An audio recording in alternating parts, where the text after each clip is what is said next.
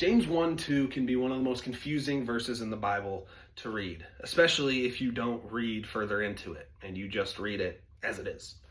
James tells us to, quote, count it all joy when we fall into various trials.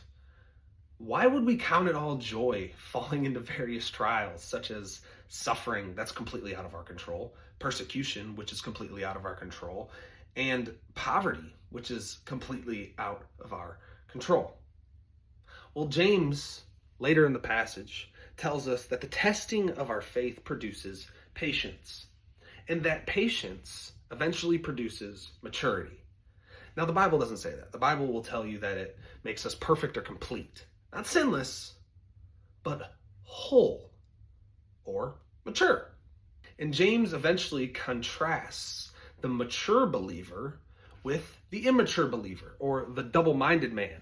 The mature believer is not mature by the world's standards, not independent, not self-reliant, not doing things in his own strength, but humble, realizing that he can't be self-reliant, realizing that he needs to have full dependence on the Lord and his wisdom.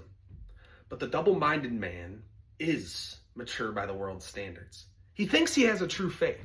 He prays to God. He goes to God in times of trouble, and yet he still has faith in his own wisdom and in his own understanding. So I have a question for you, and I have an encouragement for you. Number one, here's my question. Are you the mature believer or the double-minded man? If you've gone through something, or if you are going through something, who or what do you lean on? In times of trouble, who or what do you go to? And when things are calm, who or what do you listen to? And my encouragement to those of you who are suffering, who are going through things completely out of your control, is this. The word that James uses for testing at the beginning of this passage is kind of the same word that can be used for refinement of gold or silver.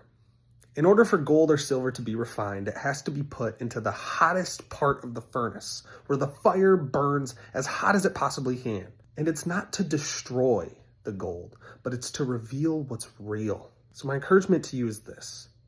If the fire is burning hotter than it ever has in your life, know and trust that the refiner knows what he's doing. God bless you guys. Peace out. Love you guys.